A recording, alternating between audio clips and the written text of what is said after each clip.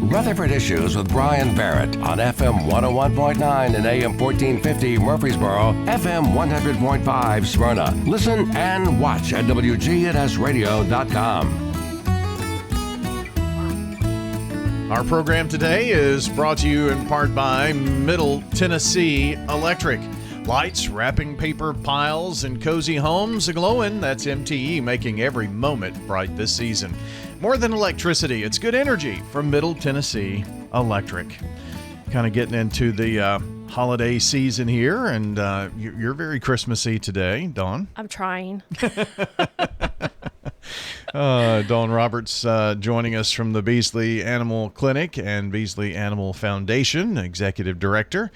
I guess you have pretty busy.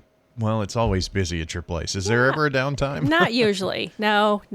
So, next week we are going to be closed. So we're giving our staff a much needed kind of break and relaxation to spend, holiday with their family. Some are traveling. And so it's nice to kind of let them do that and get recharged. Yeah. So we just need to make everyone aware that we will not be there next week. Not there. So no appointments are on the books. No.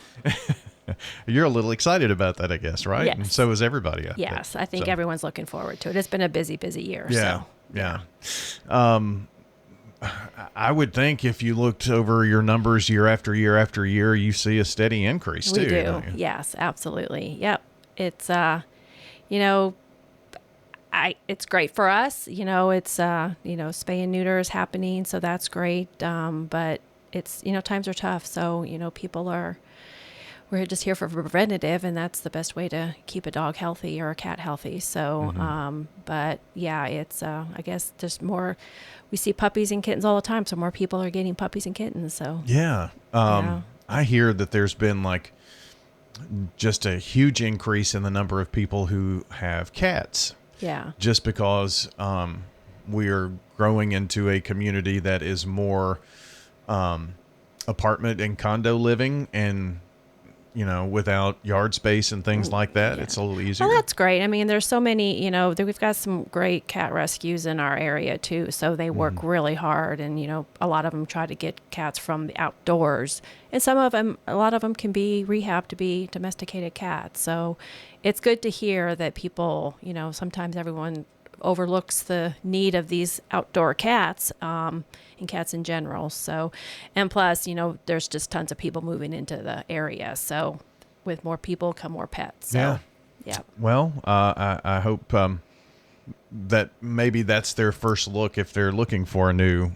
animal, one of the shelters or something like that. Absolutely. Yeah. Yep. Hopefully the shelters are full, rescues are full, and, for the most part that with rescues that they're been vetted and spay and neutered and things like that. So I would think too that Christmas is probably a time when we see maybe giving of an animal for Christmas, which maybe isn't the best idea. Absolutely. It's really not, unless it's kind of a family decision, that you know what your lifestyle is and make sure you get breed appropriate for a dog or cat and stuff. But it's not something that should be taken lightly because they are a lifetime commitment.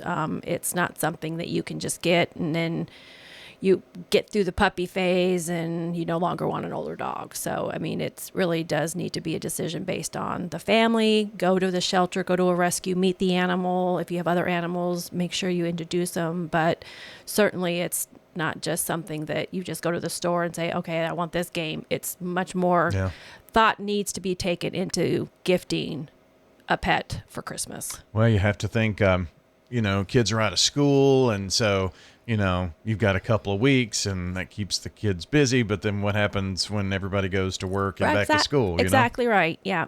So you have to make sure that whatever you get is conducive to your lifestyle, your household, and that you can commit for their life and do what needs to be done to keep them happy and healthy. So just think about that. Some just food for thought, I guess, if you will, this morning. Perfect point, Bryan. Let's talk about a few things that are coming up before you are off next week for Christmas, I believe you've got dog and cat food distribution? Yes, we have our quarterly dog and cat food distribution tomorrow at our facility at Keeling Commercial Boulevard. So it's from 1:30 to 4:30, and we've been blessed with some great donations from the community about, with some different things like toys and collars and leashes and treats and stuff. So we're doing kind of like a holiday pop-up, so everyone can come, and if they wanted, kind of like a store, if they want to come get a dog treat, their dog a toy, cat a toy, or need a new collar or a new leash, we'll have some of that available for anyone to come in as well. So, oh, that's cool. Yeah, so we're excited about that. So that's tomorrow, 1:30 to 4:30, and that's at your place on Keeneland Commercial Court. Yes, Boulevard. Yeah, that's right. But the main thing is for people to come and get dog and cat food if they need it. So we've had to stop putting food in our box out on our front porch. We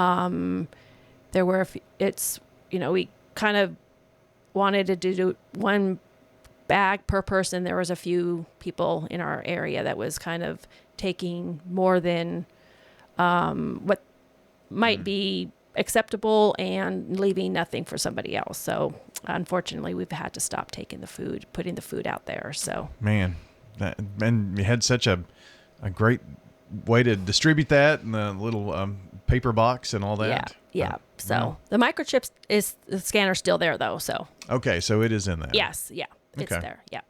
So that is tomorrow, 1:30 to 4:30, dog and cat food distribution, and a little holiday treat for your puppy or canine as well.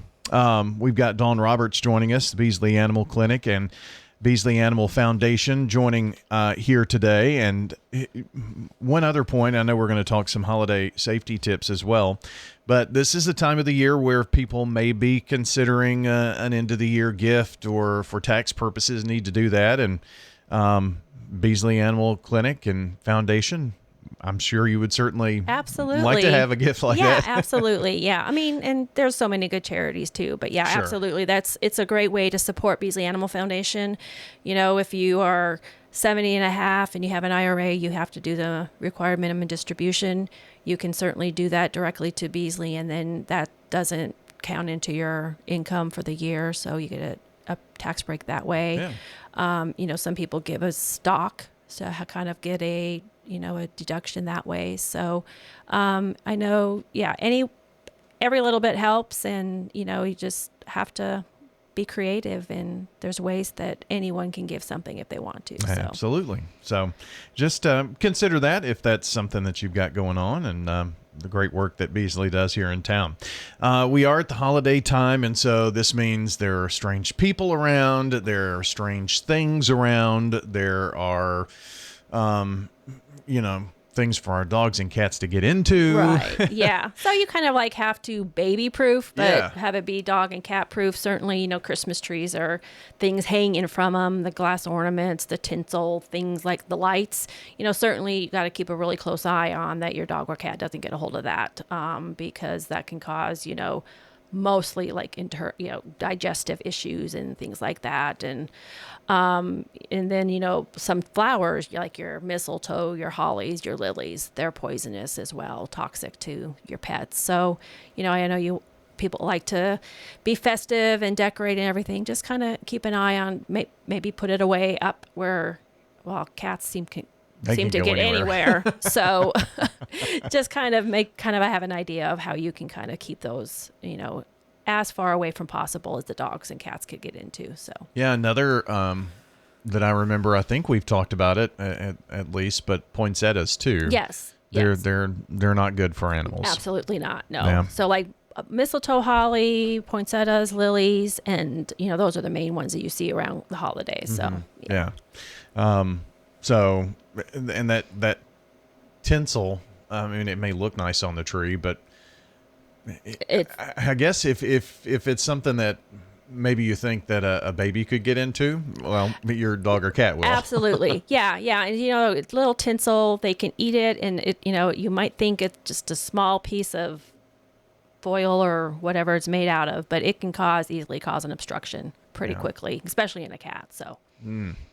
But don't obstructions. Those are not good No, things. they're not. So that's go kind through. of, yeah, just there's a lot of things for them to chew on in this time of year. So you want to keep them from chewing on it and getting it into their belly. And maybe you've got an extension cord for the Christmas tree, or Yep. I mean, there are just all kinds of things that are out, and you've got to be careful with those too. Yeah.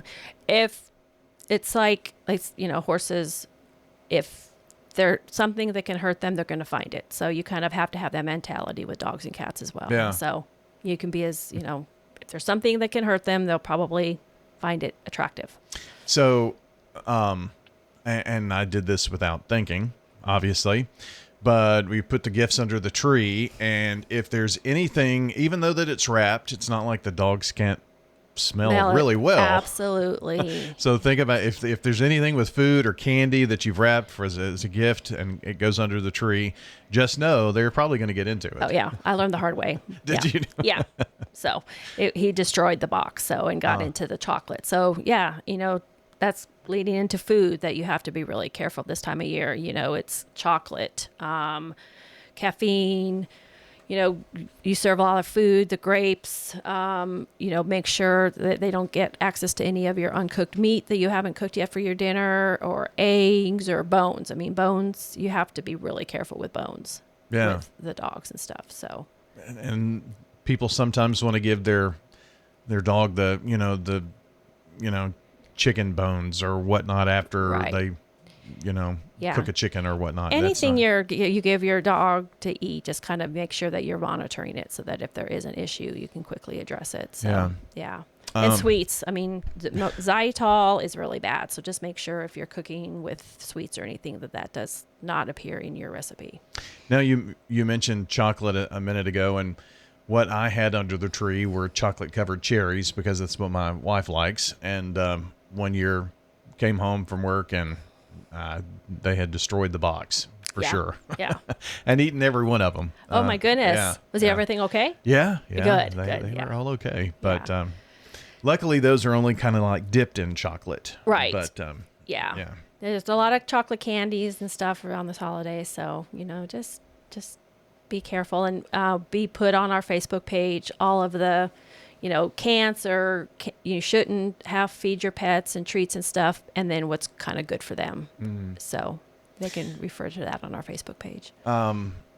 Anything else? Alcohol is one of those things that maybe you have more around the house this time of the year, especially maybe for New Year's or even Christmas celebrations. And those are that's not a good combination for our pets either. Right. Yeah. And then mostly just know that, you do a lot of family gatherings. You've got friends or family over that, your pet might not be used to. So kind of just make sure that if they're very anxious, that you have a place that you can maybe put them away, just kind of relax. That if they dart out the door, you kind of make people aware that, hey, please watch the door so they don't get out. Make sure your pet's microchipped in case they do slip out with the excitement. Things just like that. Just make it as calm and refreshing for them as possible with all the strange new people in their house. Well, you get excited when company's coming over and, that kind of thing, and it's Christmas. And just think about your pets. This is way out of the norm, right? And so they get excited and sometimes nervous. Yeah, and there are some pets that are very anxious and not used to strange people in their house and everything like that. So, put them in a quiet room with some music playing and kind of just let them relax and stuff. So just kind of make it enjoyable for them. I know people think of them as family and they want to be part of the activities, but, you just have to know your pet. So some will do great visiting and some are just anxious and scared. So any signs of and sometimes they're dogs, cats, they're just mischievous and they could get into things and you not notice. Right. Are there some things maybe we should be on the lookout for that you might need to go have a little vet visit? Certainly. Yeah. I mean, any vomiting, diarrhea that's out of the ordinary, it could continues, lethargy, some, if it looked like he's not, just not themselves, kind of evaluate what they could have possibly get into, and it might do good to just phone your vet if it's something that the diarrhea continues, the vomiting is severe, then you might want to, go to, if it's Christmas, you're going to unfortunately have to probably go to an emergency vet because most vet clinics are going to be closed. But just anything that your pet just seems off, just kind of maybe think of what he could have gotten into and maybe at least phone your vet or just keep a really close eye on him. Yeah. And like you said just a second ago, if you want to do something extra special, there are some foods that are okay for pets. You mentioned like pumpkin. I'm not talking about spiced pumpkin pie or anything like that. That pure pumpkin. Yeah, pure pumpkin. Green beans are good. Sweet potatoes are good. So there's things that we can eat and create and make for us that the pets can eat. Yeah. So. Well, Dawn, we hope you and everyone at Beesley have a wonderful Christmas. It's good to talk to you every month, and we look forward to doing the same in 2026. Yeah, happy holidays to you as well. It's Dawn Roberts joining us here on Rutherford Issues from WGNS, and we thank you for being a part of the show. We'll see you back here next time. Stay tuned for more local conversation from WGNS.